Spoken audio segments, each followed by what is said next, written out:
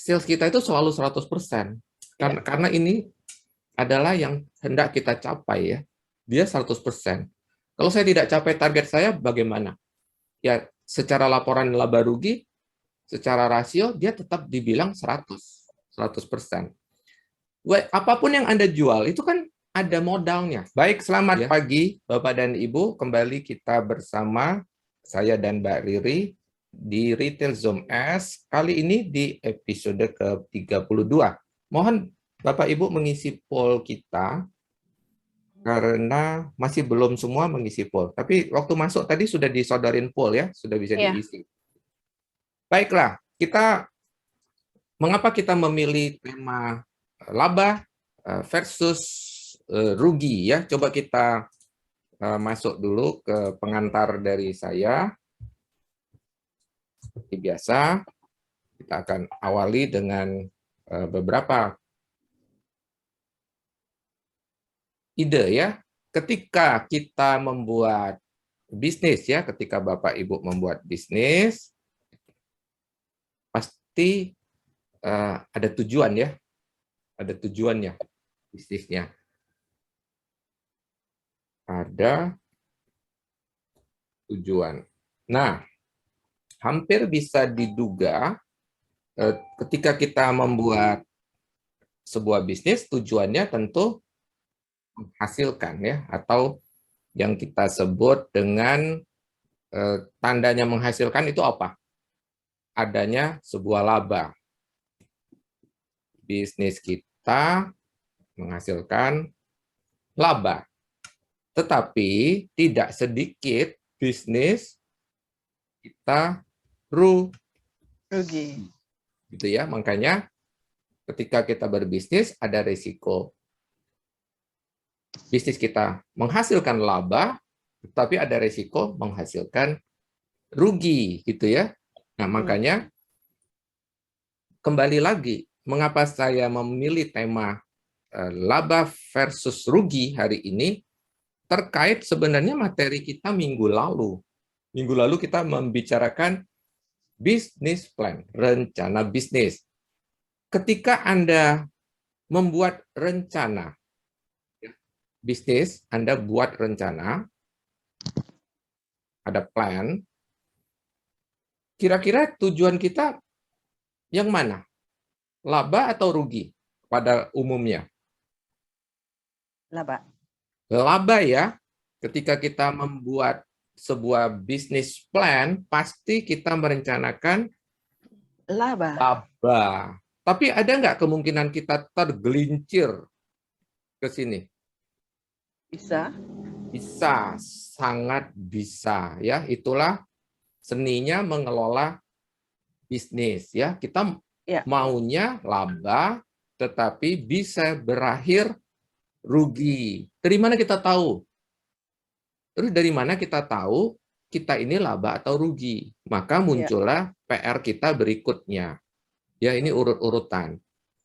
Maka kita muncul sebuah pekerjaan yang saya tanyakan di dalam poll kita, yaitu kita punya sebuah instrumen yang disebut laporan. Laporan laba atau rugi, begitu ya. Nah, coba kita lihat di poll kita. Apakah Bapak Ibu sudah membuat laporan laba rugi setiap bulan?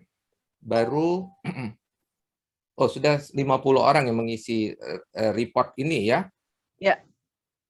Artinya sudah 100%. Dari yang mengisi, 66% mengatakan ya, sudah membuat. Sementara ada 34% menyatakan belum buat. Ya, 34% belum buat. Nah, mereka yang 34% belum buat ini, apakah dia tahu? Apakah dia laba?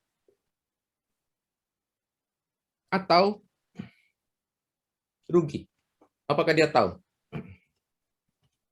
Mestinya tidak tahu ya. Namanya saja kita tidak buat laporan. Kalau kita tidak membuat laporan, maka kita tidak tahu apakah kita laba atau kita rugi. Oke, pertanyaan berikut. Alasan belum membuat.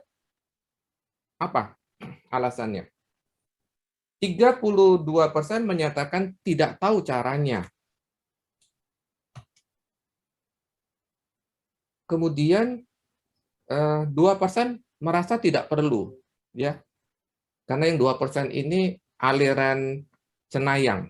Jadi dia tanpa laporan dia bisa tahu dia laba atau rugi. Jadi 2% bilang tidak merasa perlu, ya. Kemudian yang sudah membuat 66%, sinkron dengan yang di atas tadi, ya. 66% sudah buat. Yang tidak buat itu sebagian besar menyatakan tidak tahu caranya, ya, tidak tahu caranya. Oke, baik, kita tinggalkan dulu poll kita. Saya lanjutkan. Apa yang disebut laporan laba rugi? Laporan laba rugi sebenarnya adalah sebuah laporan yang menunjukkan kepada kita apakah bisnis kita ini setelah dikurangi segala hal yang harus kita bayarkan, apakah kita masih menyisakan keuntungan. Ya, kalau masih menyisakan keuntungan kita disebut laba, tapi kalau sebaliknya tidak menyisakan keuntungan kita disebut rugi. Itu ya. Nah, laporan laba rugi itu sebenarnya sederhana. Ya, sebenarnya tidak perlu harus orang accounting yang bikin. Ya. Tidak harus sebenarnya kalau untuk laba rugi. Tetapi laporan keuangan itu ada macam-macam. Ya, laporan keuangan itu ada neraca, ada laba rugi, ada cash flow, dan ada perubahan modal. 4 laporan utama dalam keuangan, gitu ya. Laba rugi adalah laporan yang sangat umum, ya, sangat umum dan relatif mudah dibuat. Ini saya akan tunjukkan format laba rugi, dan saya akan tunjukkan bahwa ini sangat sederhana. Ya, mestinya tidak ada istilah bahwa saya tidak bisa bikin, gitu ya. Ya. Sebenarnya, mestinya. Nah, itu ya, kira-kira saya mau tunjukkan. Sebentar. Nah, komponen utama dari laporan laba rugi itu sebenarnya seperti ini. Ya, kita punya sales, katakan kita bisa jualan produk apapun bisnisnya. Bisnis Anda kan retail rata-rata ya. Anda jualan berapa? Katakan saya kasih contoh ya supaya enak. Anda jualan, katakan saya isi yang putih aja. 1 miliar. Ya. 1 miliar. Nah, di sebelah sini Anda berapa persen itu? Itu 100%. Sales kita itu selalu 100%. Karena ini adalah yang hendak kita capai ya. Dia 100%. Kalau saya tidak capai target saya, bagaimana? Ya, secara laporan laba rugi, secara rasio, dia tetap dibilang 100%. Apapun yang Anda jual, itu kan ada modalnya. Ya. Anda kan tidak dapat barangnya gratis kan? Anda beli dari pemasok. Nah, berapa modal Anda beli barang? Modal yang Anda jual ini, 1 miliar ini, itu belinya berapa? Ya, belinya. Katakan Anda belinya cuman, modal saya cuma 600, Pak. Ya oke, kita isi ya, 600. Ini modalnya. Dari mana saya tahu? Ya saya tahulah, saya yang beli, saya nggak tahu modalnya berapa. Ya, ada modal. Lucu ya kalau sampai ada pebisnis yang tidak tahu modalnya, kan lucu banget. Ya nggak tahu Pak, saya modalnya. Nah, lah kebangetan ya Kang. Enak banget Anda bisa dapat barang tanpa bayar. Yang Anda bayar ke supplier itu loh, itu disebut modal. Nah, berarti modal kita berapa ini? 60% kan? 60%. Berarti margin kotor kita berapa? 40. Nih loh, kita punya margin kotor ya. Tuh, Mbak Riri aja yang bukan orang accounting aja tahu ya. Margin kotor kita berarti 400. Dapat dari mana? Ya kurangin aja sales, dikurangin modal kita. Iya. Gitu ya. Oh, ini gara-gara saya geser, angkanya lari-lari ya. Saya benerin dulu. Ini tadi 100%. Berarti modal kita 60%, kita untung 40. gross margin kita 40%. Ya. Lalu kita kan punya biaya. Biaya-biaya operasi, apa saja? Banyak kan? Ada gaji, mesti bayar listrik, ada komunikasi, telepon, ada air ya. Kalau airnya air pump kan ada tagihan air. Terus ada apa lagi? Oh, saya butuh itu, Pak. Butuh kantong plastik ya, kantong plastik lagi. Apa lagi? Ada biaya bensin, Pak. Ada biaya bensin. Terus ada apa lagi? Dan lain-lain ya. Terus kita masih ada lagi depresiasi yang mesti kita tarik balik, amortisasi dan sebagainya. Singkat cerita, biaya operasi kita menghabiskan katakan 200 juta. Ini angka contoh ya, jadi yang gampang-gampang aja. 200 berarti apa? 20%. Gampang ya? Lalu, kita disebut laba atau rugi secara operasi, tinggal dikurangi si margin kita tadi, dikurangi biaya. Iya. Kan kita hidup dari margin kotor kan? Kita kurangi, nah kita dapat. Oh, masih menyisakan. Nah, ini tadi yang definisi saya tadi. Apakah setelah dikurangi biaya-biaya yang harus kita bayarkan, gitu ya, apakah kita masih menyisakan kelebihan, profit? Nah, kita masih dapat profit 20%. Berarti kita disebut laba dalam kasus ini ya. Dalam kasus kita, angka kita biru ya, laba. Kita laba 20%. Ya, kalau rugi, angkanya biasanya diwarnai merah gitu ya. Merah, tandanya Anda merugi. Nah, sederhana kan?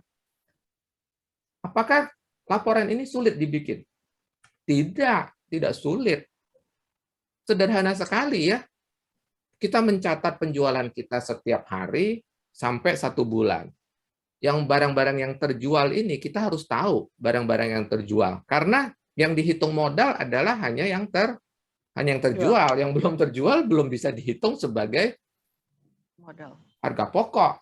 Kan belum terjual. Ya, kan ini laporan laba atau rugi dari apa? Dari ini. Dari sales. Yang terjual. Ya, yang tidak terjual gimana urusannya? Nah, itu masih urusannya ke persediaan barang. Nah, stok ya, itu di neraca kita akan muncul persediaan barang kita karena belum terjual. Itulah tadi saya katakan laporan keuangan itu ada beberapa macam.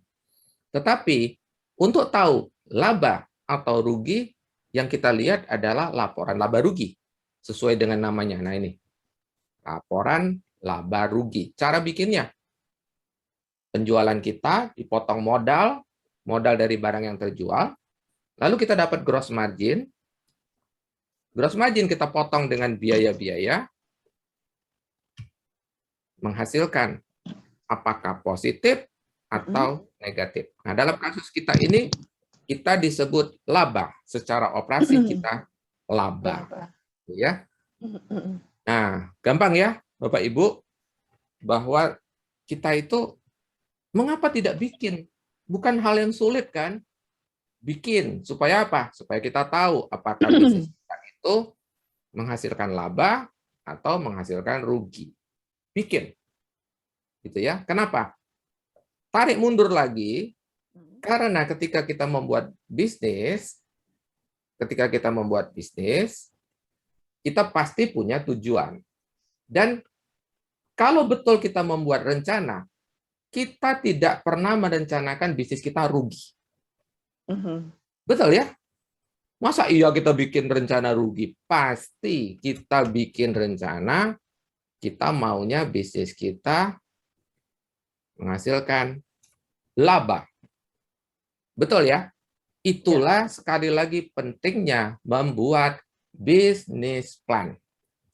Anda rencanakan bisnis Anda supaya Anda bisa mencapai tujuan yang Anda inginkan. Ya. Karena orang yang tidak membuat rencana bisa tiba di tujuan, tetapi bukan tujuan yang dia inginkan. Ya. Umpama, dia mendarat di sini, bisa nggak, Mbak Riri? Di mana? Ini loh, dia mendarat di Rugi. Di Bisa Rugi. nggak? Bisa. Bisa. Bisa. Tetapi bukan yang dia inginkan, kan? Ini adalah tujuan yang dia tidak diinginkan. Silakan subscribe, like, and share jika Anda memandang materi ini bermanfaat. Sampai kita berjumpa lagi. Salam, grow, and